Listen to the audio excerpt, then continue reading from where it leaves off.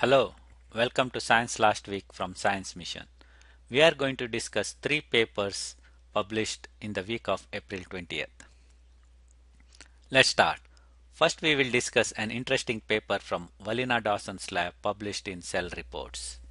This paper talks about a novel mechanism by which Botch controls notch signaling. First, let's look at the literature and find out what is known and what this publication is going to unravel. Botch promotes embryonic neurogenesis through inhibition of notch signaling. Notch processing and signaling requires a S1 furin-like cleavage. This cleavage generates notch extracellular domain NECD and transmembrane intracellular domain TMIC. This TMIC, upon ligand binding to the NECD, will undergo S2 and S3 cleavage to generate the intracellular domain NICD. NICD translocates to the nucleus and controls gene expression. Botch prevents notch signaling by interfering with S1 furin-like cleavage step, but the mechanism is not known. Authors show that Botch has gamma-glutamyl cyclotransferase GGCT activity. There is a similarity between the structure of Botch and GGCT as shown in the overlapped structures in this figure. If Botch has GGCT activity, it should cleave gamma-glutamyl alanine to alanine and 5-oxyproline as shown in this schematic. Authors conducted experiments in vitro and showed that indeed Botch activity leads to alanine.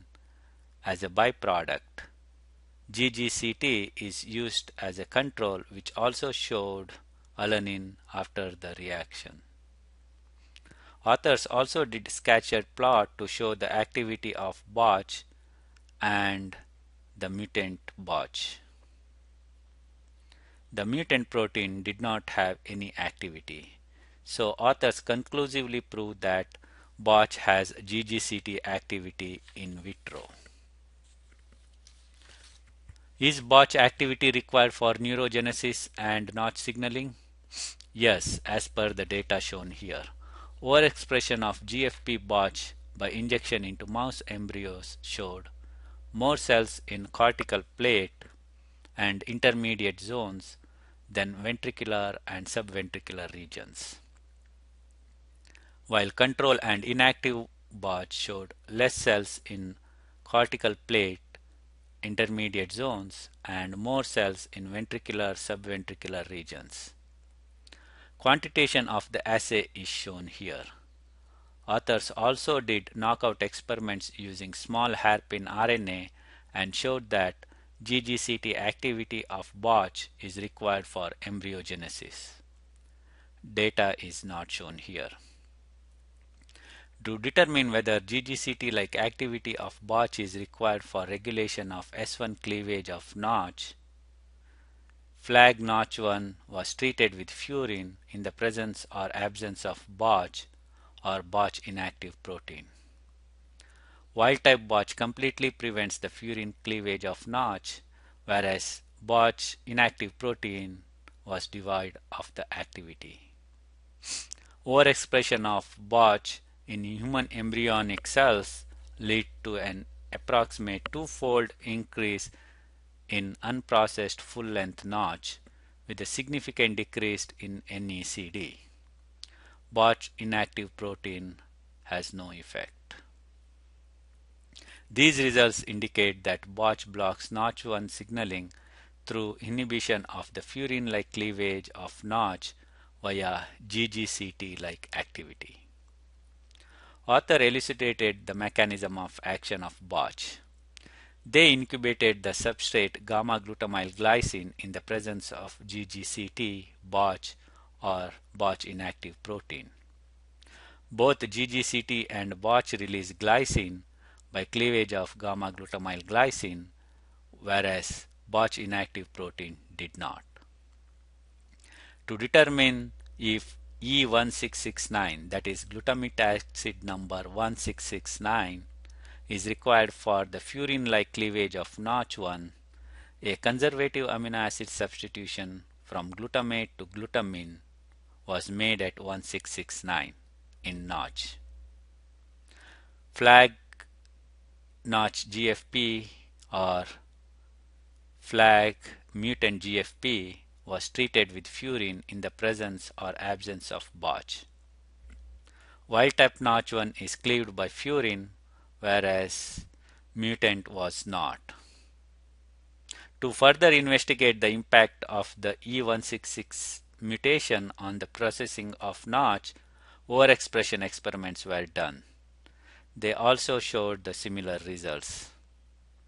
Release of NECD in control but not in mutated protein.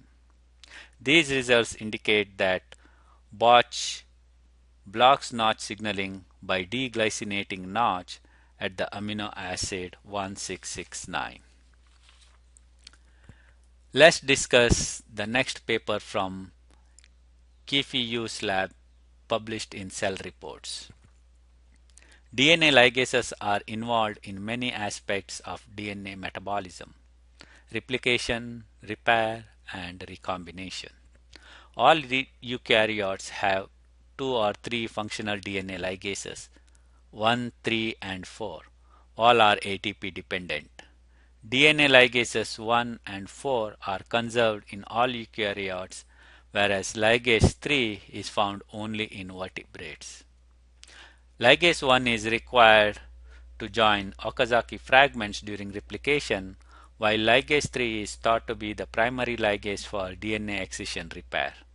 Ligase 4 functions exclusively in the non-homologous end-joining pathway that repairs DNA double-stranded breaks.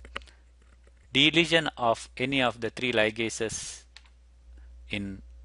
is incompatible with mouse embryonic development. In contrast, human or mouse cell lines lacking ligase 4 are viable.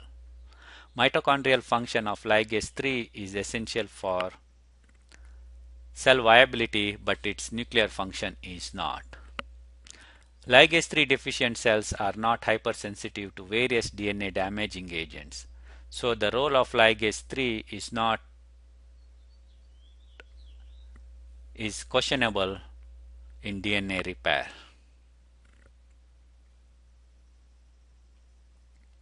It is possible that either ligase 3 is not the primary ligase that functions in DNA excision repair, or that its function in DNA repair can be efficiently substituted by another ligase, that is ligase 1. Ligase 1 is conserved throughout evolution and generally considered indispensable for cell viability due to its well-characterized role in DNA replication. In order to understand the role of ligase 1, null cell line was generated. Authors did southern, northern, western blot analysis to confirm the knockout of the gene. A western is shown here with ligase 1 knockout. Let's look at the effect of cell proliferation on ligase 1 null cells.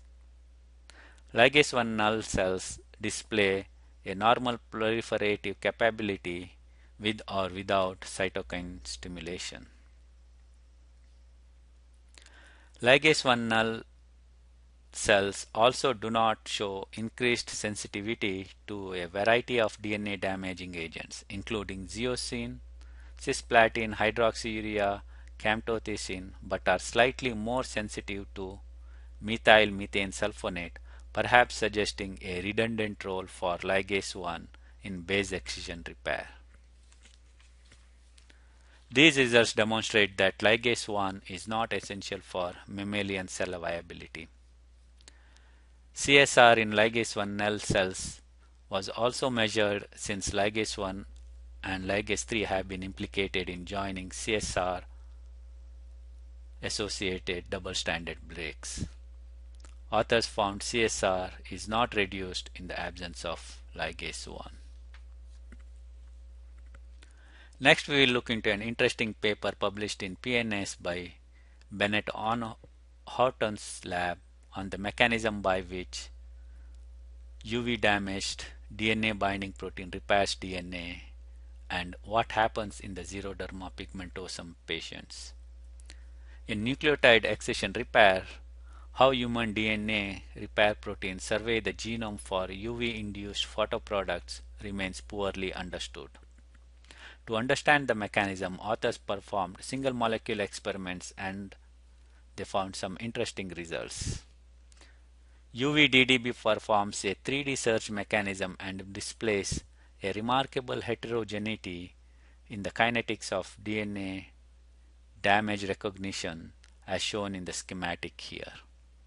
Subset of interconverting protein DNA conformers which form intermediates as shown in the schematic here.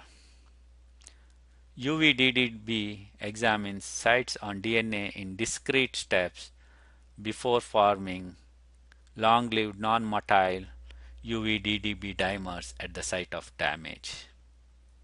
In xeroderma pigmentosum patients, DDB is mutated and the mutants supported dimerization but is found to slide on the DNA and fails to stably engage the lesions.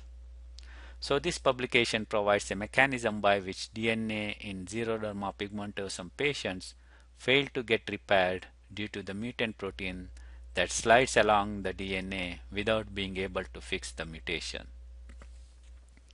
Thank you for watching Science Last Week from Science Mission.